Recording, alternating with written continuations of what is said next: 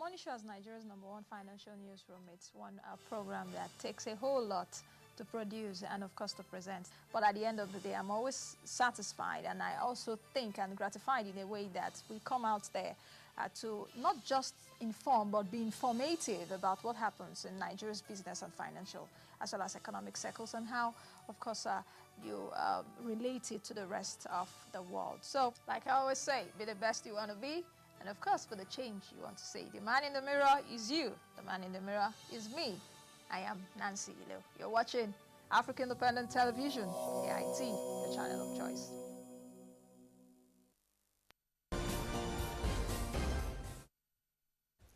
All right, welcome back. In case you're just joining us, it's Nigeria's #1 financial newsroom. Joining me right now is my guest, Dr. Bell Ihua. He's the Chief Executive Officer at NOIPolls. Perhaps you would have seen write-ups from them, NOIPolls. So the Chief Exec is with me today. Dr. Ihua, welcome and good to see you. Thanks, Nancy. It's, how you doing? My pleasure. Very well, thank you. Very well. Okay. Great show, by the way.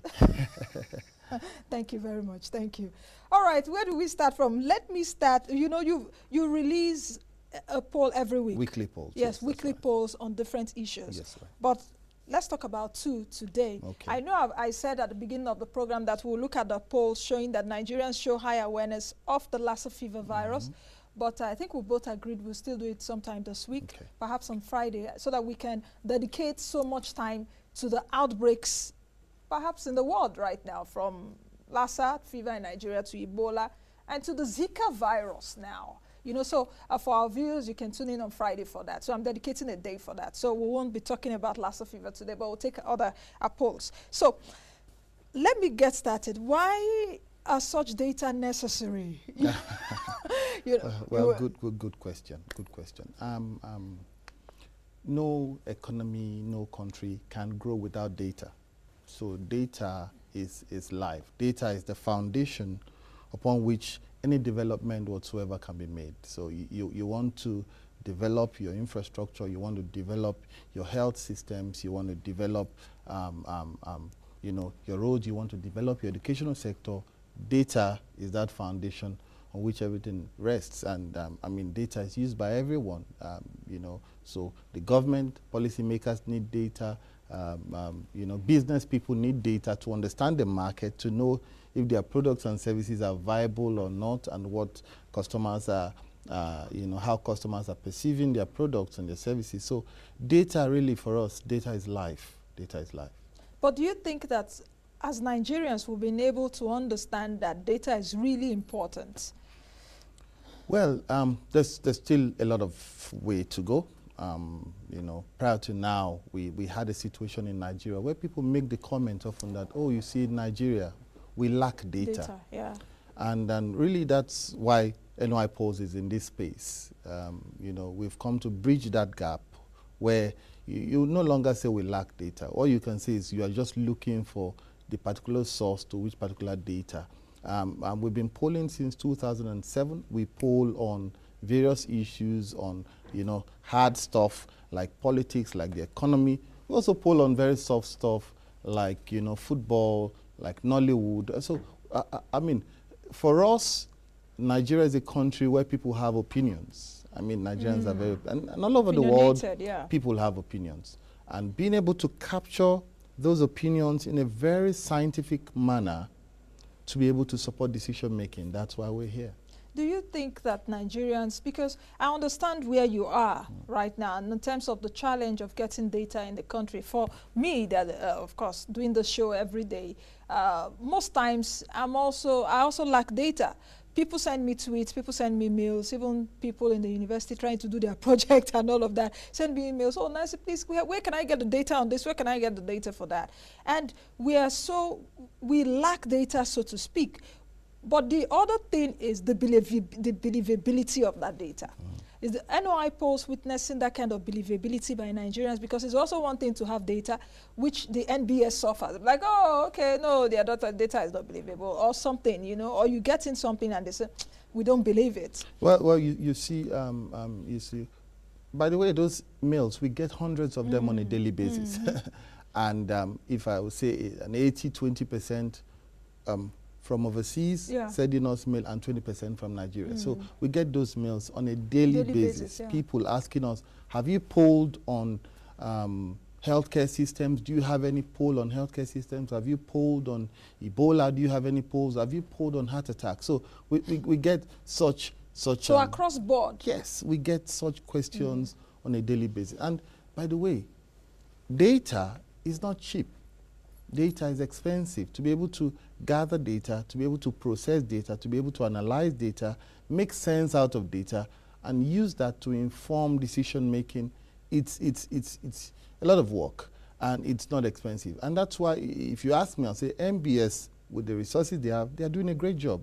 Dr. Kale, you know, he's doing a great job with the limited resources at his disposal. You know, we've been saying this for a long time. They need to be granted more funds. They need more funding to be able to actually deliver on their mandate by providing data on various sectors of the economy. But with the limited data they have, I'll say they're trying. And for us in this space, it's how can we support, how can we help to sort of, you know, close that gap that currently exists in the data space. How about the believability aspect? Okay, for us, the believability, in the past, we used to have those issues, but over the last 4 or 5 years, we opened ourselves up. Come in, have a look, come and understand what we do, understand how we crunch these numbers, understand how we gather this data, understand how we process this data, and write our reports. So now Nigerians are beginning to understand, but by the way, Nigerians are beginning to understand now, foreign companies have understood a long time ago. You know, in some areas we just lag behind. I don't know why. But how do you just oppose? Because people will say, okay, which polls or which data should I take, the NBS or the NOIPolls? How do you address that? It depends. Yeah, and what we do is, I mean, we are not in competition with the NBS, so we only, you know, sort of cover a niche which is not being covered. So polls, as you can see, the American elections are going on, and polls are everywhere. Polls are everywhere. Polls are everywhere. I was watching the CNN this morning. You know, I think Donald Trump came second in Iowa. Absolutely. The polling, his team was shocked that, you know. So for us polls, in this business, when we see polls, we're excited. Oh wow, this is what we should be doing in Nigeria if we were that, you know, developed enough to accept and to be more open to polls, and you know, so when you say, do we go for NOIPolls? Do we go for? We are functioning at different levels. MBS are there at the top, you know, authorized by the government to, you know, provide statistics. We are a private arrangement, also providing this critical support that the country needs for development. Do you think that, or how critical is data and polling, opinion polls, are necessary for economic development at this time? I know why I asked that question. I don't know. I don't think it's a lame question, but especially at this time of economic challenges. Yeah, absolutely. We need it this time than ever before in the history of this country, with the global financial crisis, with the downturn in crude prices, with, you know, even in this dispensation of change, we need data more. For example, we are talking about creating 1 or 2 social safety nets where we provide some income to Nigerians and all that. Do we have data of the unemployed? Exactly. Do we have accurate statistics on how many people will be able to benefit from this? So at every point of development, especially now, Nigeria needs data more. You know, I was surprised. I think sometime last week, or was it just a little below 2 weeks ago, I was reading that the Minister of State for Labor and Productivity, isn't it, said that we don't even know the number of unemployed people in Nigeria. And I said it on the program, was this sometime last week? If the Minister of Labor and Productivity is saying that, I don't know the number of unemployed in my country, I mean, we're in serious trouble. That just is it that the data is not there or he doesn't know? I mean, that goes to tell you what we are talking about. It's a huge gap. And you hear people who say, oh, Nigeria, the problem with Nigeria is lack of data. We don't have any information. But then again, to be able to capture that data, to be able to go out and get that data costs a lot.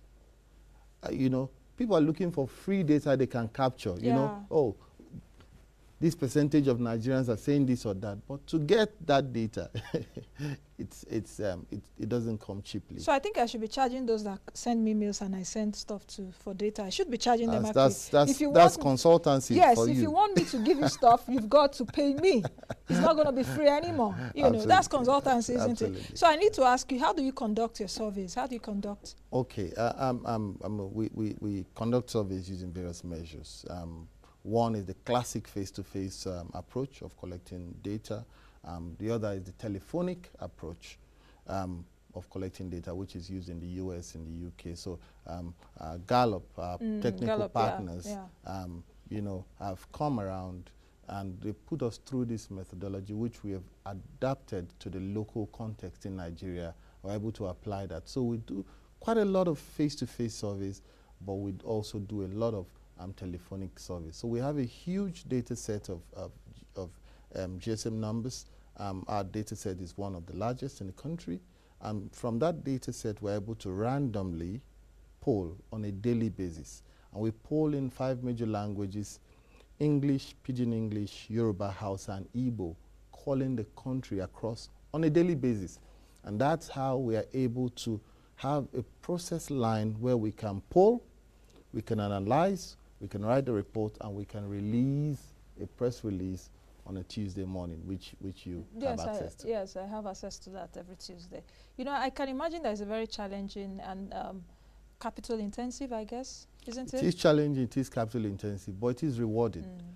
For us as researchers, it's to move from academic research to applied research.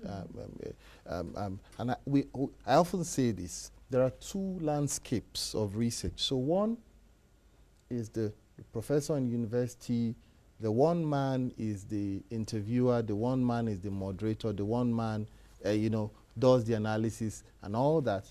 He's a genius. He would write his papers and get his professorship on this one end. On the other end is the man in the industry.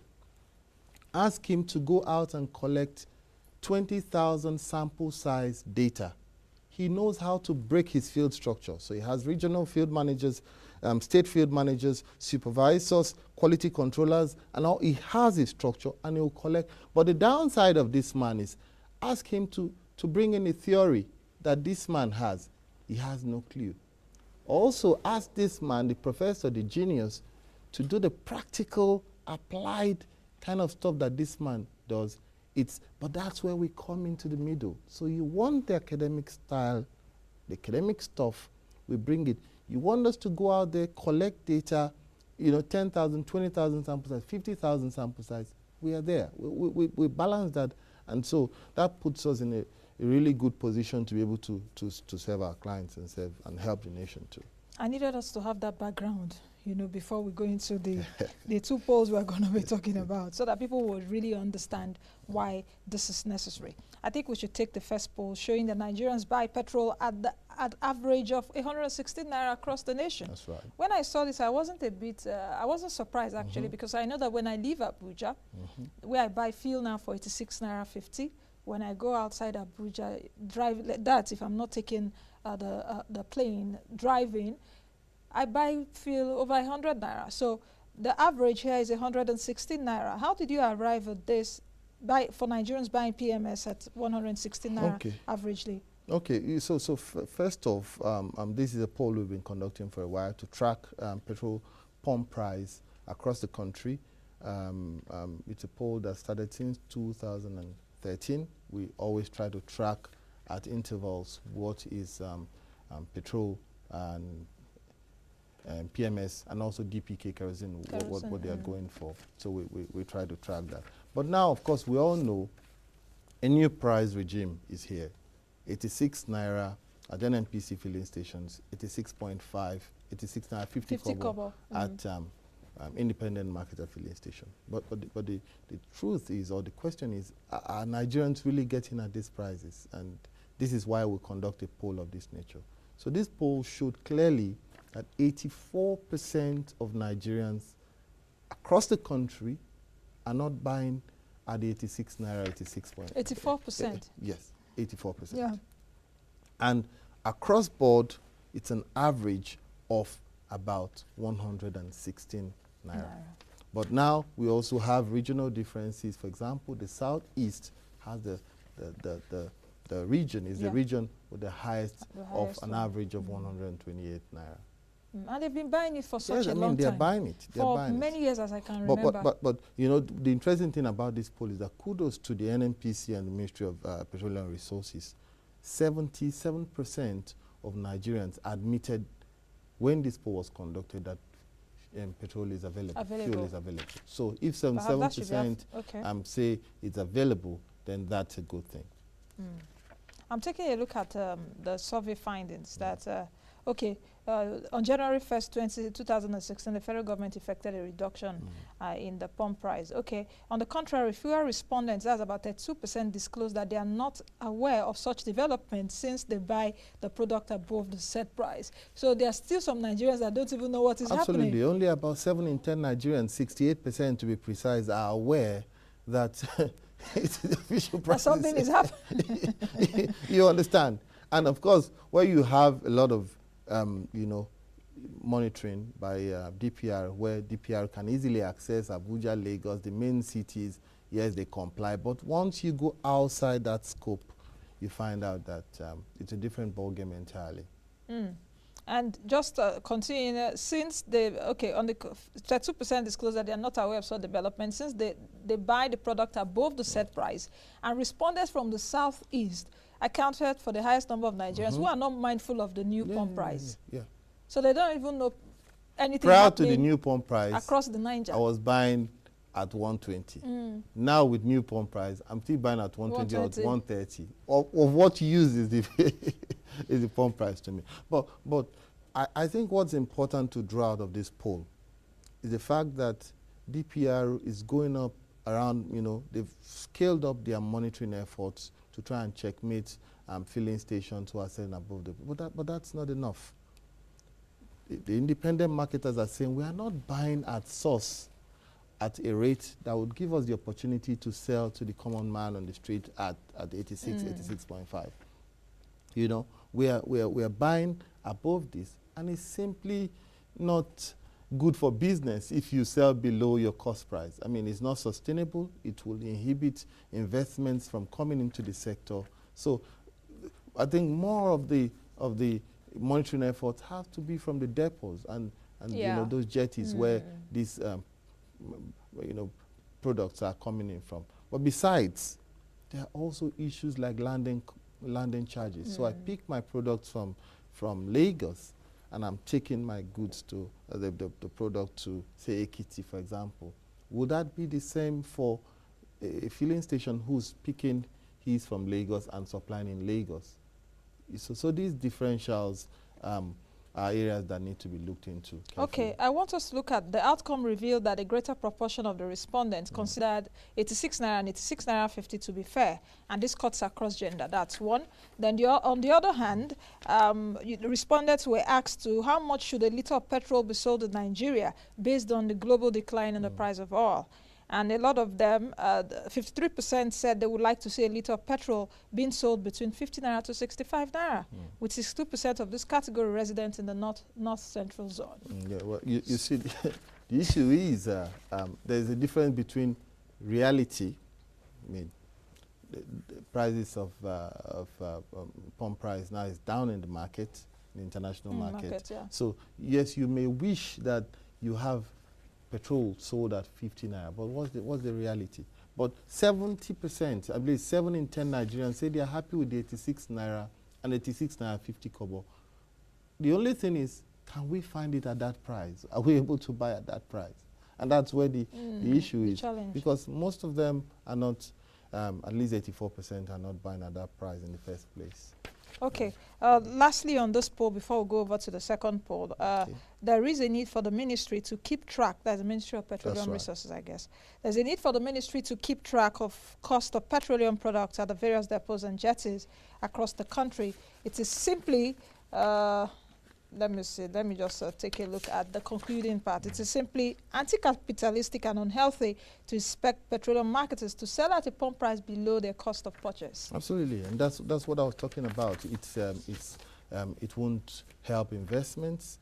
it will limit investments coming into this sector if people know that they can't, you know, buy products and sell above their cost and make some profit. Okay, you can join us. Tweet me, find me at the handle Nancy. You know, find, follow, and drop your comments on the two polls we're discussing. Nigerians buying petrol at an average price of 116 naira a litre across the country. And the second poll I want to talk about now is the quest for foreign degrees by Nigerians linked to poor educational system. This one should be quite interesting, isn't it? That, of course,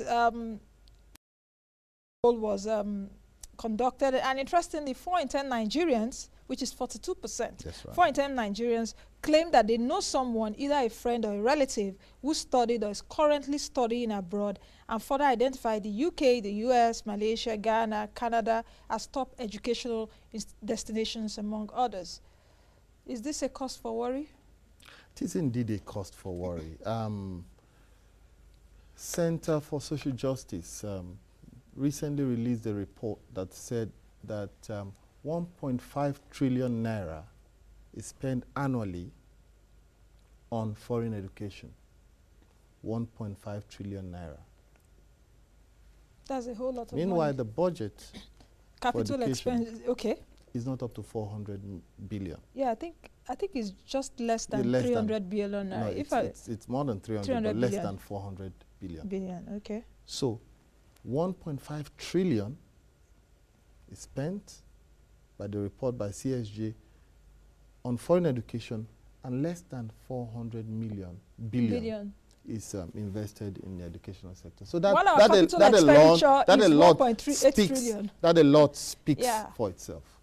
If that 1.5 trillion is put into the Nigerian educational system, the impact will be something else. You know, as lame as my analysis wants to be now, 1.5 trillion spent on foreign education. Our capital expenditure is 1.8 trillion naira. So that shows you, not even the educational ministry now, but that shows you the height of what we're losing to, perhaps should I call it educational tourism now? And I think that's really what this poll is about. So we have a situation where of late there have been an upsurge in Nigerians wanting at all costs to send their children abroad. Abroad, yeah. So be it the UK, of course, with about 27%, the US with 23%, Malaysia with 16%, Ghana with 12%, Canada 8%, India with 5%. So we just want to have our people go out at all costs. And why? The question we ask Nigerians, why? They say because of a poor education system. Now, the other question is that majority of the respondents maintain that Nigerians with foreign degrees and certificates fare better than their local counterparts, particularly in terms of academic performance, and that's about 43%, job excellence and societal contribution. Yes. So those that study abroad are better than those that That's the perception. It's not only that they are better, it's also that maybe when they come back, they're given some recognition, they have the opportunity to get good jobs. So with that perception in mind, you know, there's an upsurge in the amount of people who want to go abroad to study. But is it, okay, that's the perception, Yes. but is it reality?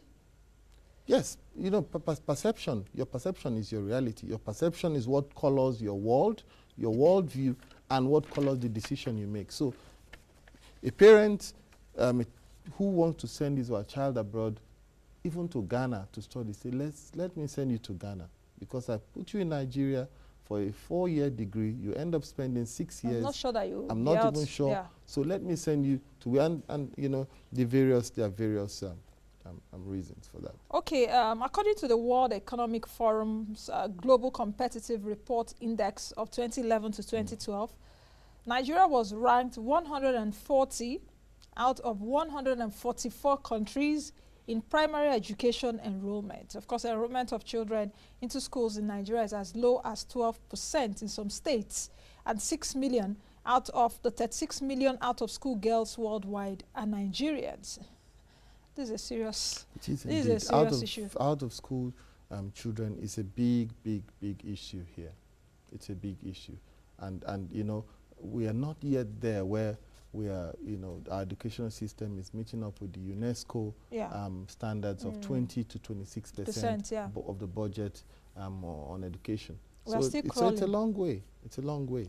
I also noticed here in your report that you said education in the 21st century goes beyond classroom, books, and chalkboards. That's right. And I liked what you said there. It is a tool employed to sharpen the mind, that's right, broaden horizons, and increase the knowledge of an individual while ensuring his mental is continuously improved upon to enable positive impact in the society. Absolutely. Have they taken our educational system seriously? Since we're even getting to hear the Minister of Science and Technology saying that we need to still produce pencils, and I'm asking, what will they be using pencils to do in the next 5 years? I don't use a tablet. I have a stylus here. Everywhere.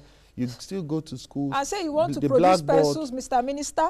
The blackboard and chalks are still being used, while people are thinking of new models, simulations, case studies, new approaches, new technology to broadening the mind, and that's what it's about. But then again, I think there is need for policy focus here, especially at the level of government, and I think personally, those policies should be in place. We should do what we can to curb this upsurge and invest enough in the Nigerian educational system so that we have more confidence in our educational system than in those of neighboring countries. It's really saddening that Nigeria is ranked 140 out of 144 countries that were surveyed in the enrollment of primary education, and I think this should really go to our state governors.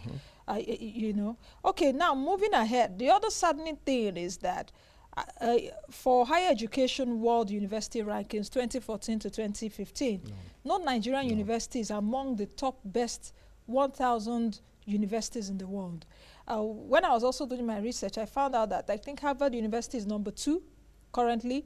Oxford is number 3 of Oxford University in the UK. Number 1 is the California State University for Technology. That's the number 1 university in the world. I tried to look through, no Nigerian university top 1,000. And it boils down to investment. It boils down to investment. There are indicators used to measure this, and these are global indicators, the number of students in a classroom, number of facilities that you have, number of lecture rooms, and all that. And these indicators, they come around, they take these indicators, and they can do this analysis, and it gives us this. So it all boils down to deliberate policy, which will see greater investments in the educational sector. Okay, residents from the South had the highest awareness level, 80%, and this is likely connected to the numerous scholarship schemes in the Niger Delta sub-region. Yes, you remember that the Governor Mechi, when he was governor, former Governor Mechi's era, had loads of scholarships. For example, in Rivers, over 1,000 students were sent to the UK, to Malaysia, and to other countries. So there were a number of that. And also Kano, I think also the former governor, Kwankwanso, also invested quite a lot in scholarships, sending indigents to foreign universities. Okay, and you also need to say this, that the results showed that males, that 76%, were more aware than females. And the 61+ age group at 83% also indicated a higher level of awareness than any other age group. So the men are more aware than the females, the women, such as me. So the men are more aware than we are. That's data speaking. Women, we need to tighten our, we need to just buckle up our shoes, that the men are more aware than we are. Okay, you quickly want to say something before I just start read a few tweets we get it. Okay. So the men are more aware. Why? What should we do? Well, I mean, this is data speaking here, and I think is about what people think is most important to them. At the time some of these calls are being made, are those who will say, "Oh, I want to be part of this," or I'm eager to be part of it. Sometimes people are busy and say, "Please, I'm not interested in this now. Maybe contact me later." And all that. As women, we are interested in other things. I'll leave you to make that. We're interested in making our hairs, and I'm not, but I think as women we should also be aware of what's happening in our environment. Absolutely. All right, let me quickly take a few comments. Ken on Twitter. Problem is power. Data centers can't function properly without current power issues. Okay, Des Bath Zem is saying, in fact, it's a wonderful program with great views. Kudos to Miss Nancy, thank you. And the versatile guest, Dr. Bell. Love you all, is dense. I don't know if you know him. All right, thank you very much. Thanks for your comments. I'm being told that we need to wind down. So what do you have to say in conclusion as we round up this show? Should we be more data aware? Absolutely. I think the world is moving to a situation where we have, or where we should have, data-driven decision making. So the 3 Ds. Gone. Data-driven decision making. That's right. Oh, gone are the days nice. when decisions are taken by intuition or by just general, oh, I think. No. Let data guide decision making. Thank you very much, Dr. Ihua, for coming on the show. You're welcome. Thank you. So I think we'll get to look at Lassa Fever on Friday. Yes. All right. Many thanks for joining us on today's edition of the program. Please join us again tomorrow, same time, on this channel. Be the best you can be the change you want to see. Thank you also for your tweets. Join us tomorrow. God bless Nigeria. I am Nancy Illoh. Bye now.